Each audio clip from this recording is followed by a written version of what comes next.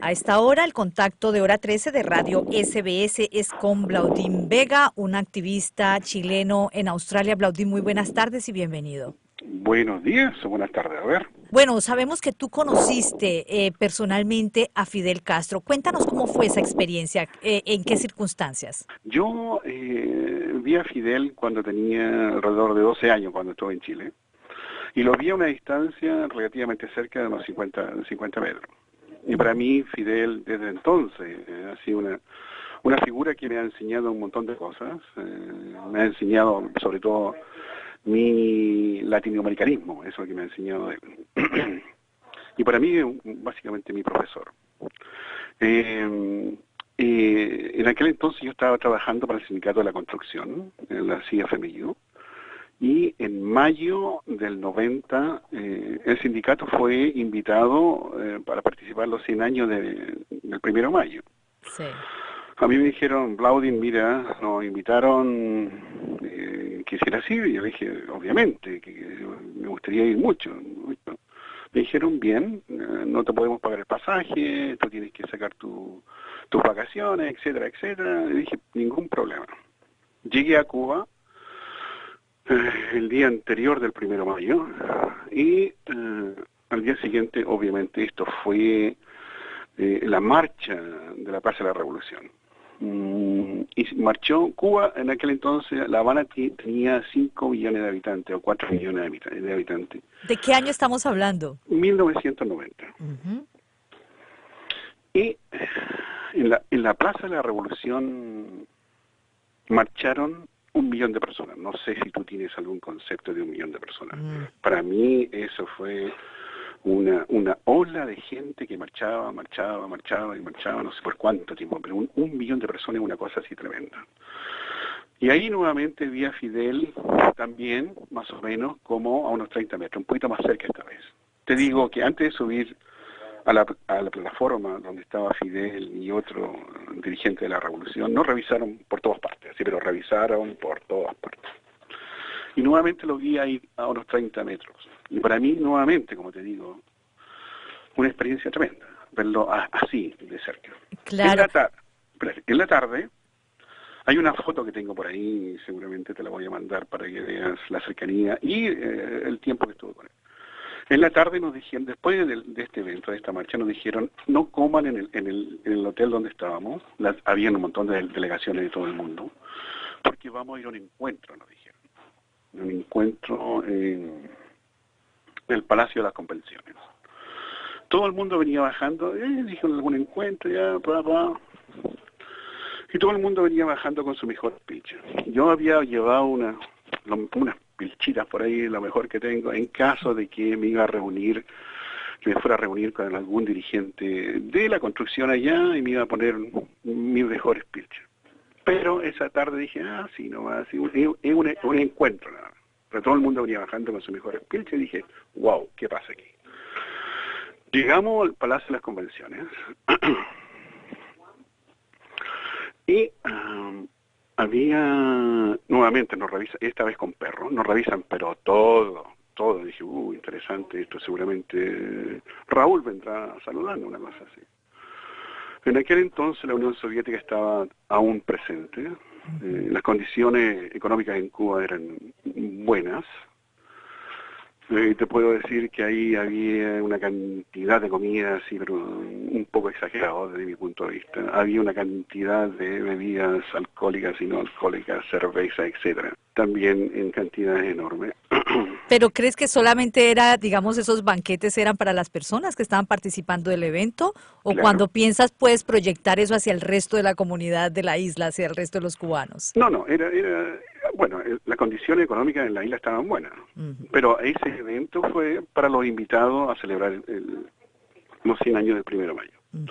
Y yo mirando por aquí, mirando por allá, y de repente se escucha un clamor así, ¡guau! Así que el Palacio de Convenciones es relativamente grande, y se escucha un clamor así, ¿qué onda? Digo. Y me acerco, y ahí estaba Fidel. Se armó una fila para saludarlo, y me tocó a mí. Le digo, camarada Fidel Castro, le traigo un saludo de la gente de la construcción, etcétera, etcétera, etcétera. Y él me dice, mira, él me dice, ¿y has vuelto a tu patria? Me dice. Así me pregunta él. Mm. Yo le digo, soy chileno, trabajando en Australia. Y me dice, ¿has vuelto a tu patria? Y yo le digo, no. Y me hace así.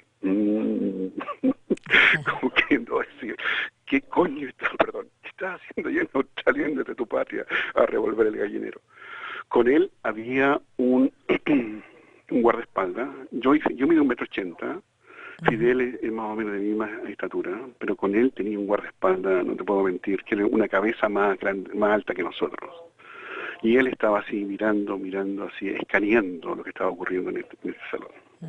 Y eso fue 15 segundos, 20 segundos al máximo.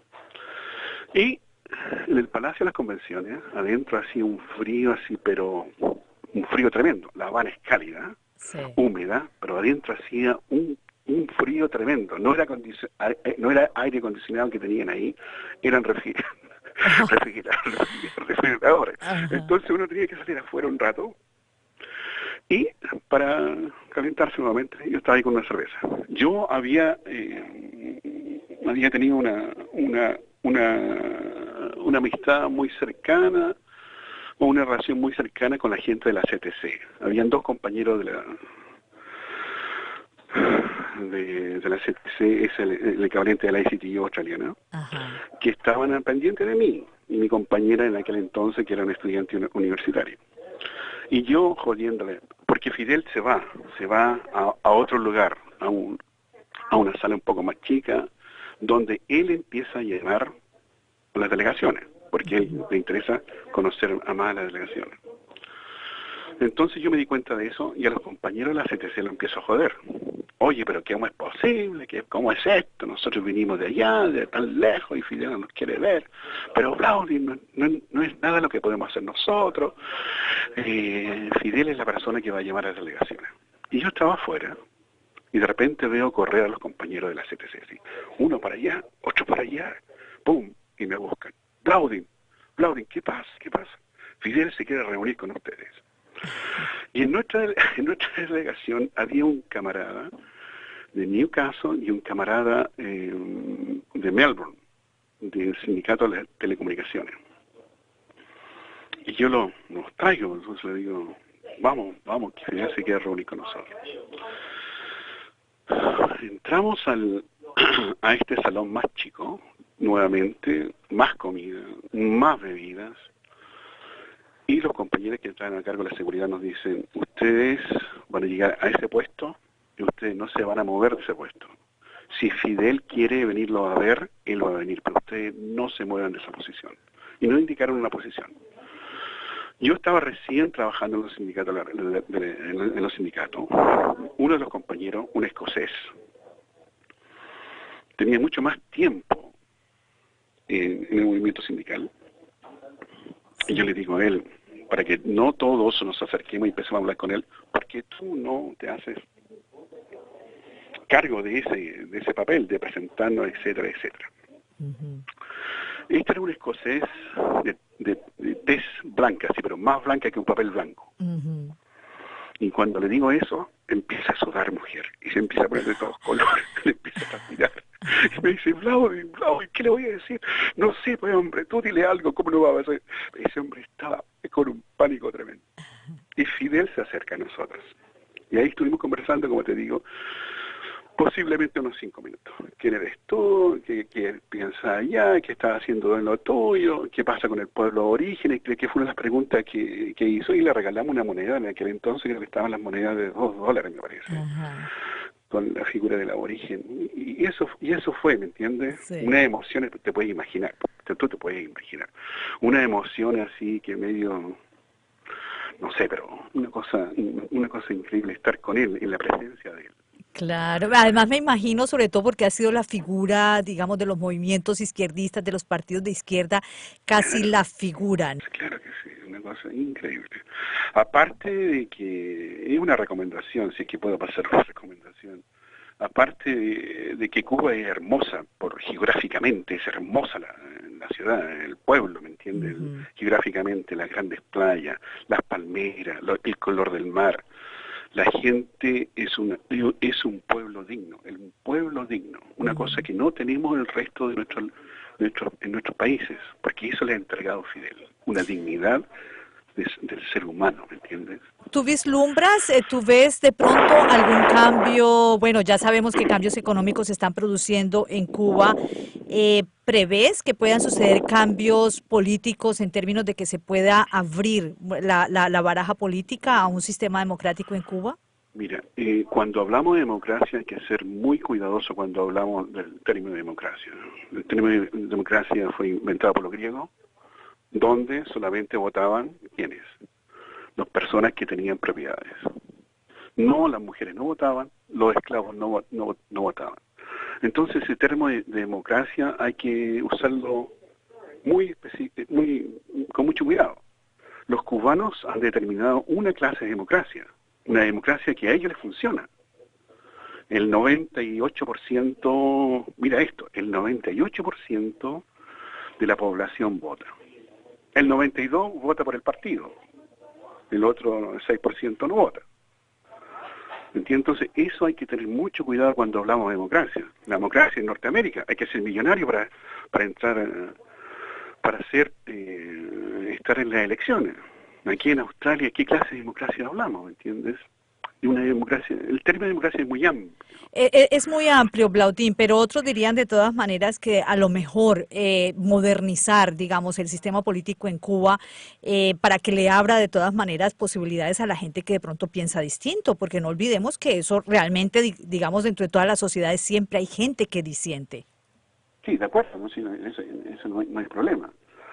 Lo que tenemos que ver si esta clase de democracia que los cubanos han llevado a cabo, que los cubanos promueven, si esa clase de democracia les funciona a ellos, adelante.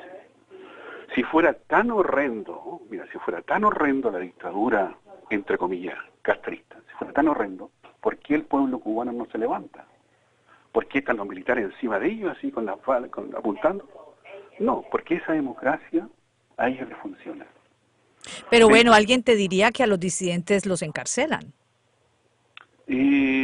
También, nuevamente, ¿qué clase de cárceles tienen en Cuba? Eso tenemos que definir, ¿qué clase de cárcel tienen en Cuba? Básicamente sin rejas. O sea, ¿tú crees que en una cárcel la gente puede entrar y salir con libertad? Hasta cierto punto. Obviamente, si no has cometido algún crimen horrendo, obviamente no. Pero de eso se trata, de darnos más oportunidad al ser humano para crecer plenamente. Si de eso se trata el socialismo, de darle justicia social a todo el mundo, ¿me entiendes? Justicia social donde todo el mundo tenga los mismos derechos a educarse, a tener una salud, un trabajo, una casa, un pan para llevarse a la boca. En nuestros países, en cualquiera de nuestros países de Latinoamérica no tenemos eso. Esas 5 cosas básicas que el pueblo cubano ha conseguido. ¿Qué podemos hacer si nos falta comida? Podemos pensar en, qué sé yo, en Picasso. Podemos pensar en las grandes filosofías. Podemos pensar en los grandes músicos. No, porque nuestra problemática inmediata es cómo comemos, cómo alimentamos a nuestra gente. Pero si esos problemas están resueltos, nos da el tiempo para escuchar buena música, para poder apreciar una buena pintura, para leer un buen libro. Cosas que nos vayan mejorando como ser humano. Esa es mi posición de todas maneras, ¿no? Eso es como yo lo veo. Bueno, es Blautín Vega, activista, residente en Sydney. Muchísimas gracias por estar con nosotros en Hora 13. Oye, sí, pero es triste, definitivamente es triste, porque nos ha dejado, como he dicho, un gigante, se nos ha ido un gigante. Aunque en los últimos tiempos a lo mejor ya no coordinaba mucho su idea, pero de todas maneras, es un ejemplo no solamente para nosotros, sino para todo el mundo pobre, para todo el mundo humilde. Blautín, cuando tú decías que te enseñó latinoamericanidad, ¿qué significa? ¿Qué quieres decir con esto? Que yo soy consciente de dónde he nacido, que soy consciente de los mayas, de que soy consciente de los aztecas, que soy consciente de los incas, que soy consciente de mi pueblo mapuche, que soy consciente de eso. Que en aquel entonces, antes de los españoles que llegaran a nuestra América, existían civilizaciones tremendas, sí, pero tremendas, ¿entiendes? Entonces de eso soy consciente, que nuestro punto de vista, como latinoamericano hacia el mundo hay que respetarlo. Y eso es lo que me da una fuerza tremenda a mí, saber y estar consciente de aquello, que somos latinoamericanos, que somos especiales, que recibimos a gente de todas partes del mundo. En estas últimas décadas hemos tenido que salir por la brutalidad. En Argentina se habla de 40.000 hombres muertos. En Colombia, 250.000 de gente muerta porque pensamos diferente. ¿Qué onda? ¿Qué pasa? ¿Alguien va a gritar? Alguien tiene que gritar por estos muertos. En mi Chile se habla de casi 400.000 personas. ¿Por qué esa brutalidad? Por el hecho de pensar diferente. ¿Por qué se nos mata? ¿Por qué se nos mete en cárceles? ¿Por qué se nos tortura? Por pensar diferente, por pensar en un mundo mejor. Esa es nuestra guía, ¿me entiendes? Por eso nosotros empujamos, por eso nosotros gritamos, por una justicia social donde los recursos naturales de cada país sean repartidos equitativamente dentro de las sociedades donde vivimos. No que se le regalen al imperio. Casi nos abrimos de pierna cuando nos nombran a los yanquis, y los yanquis vienen y se nos roban todos nuestros recursos naturales. Y nuestras élites políticas no hacen absolutamente nada. En Chile, 1/3 de la población vive en condiciones extremas, así pero extremas.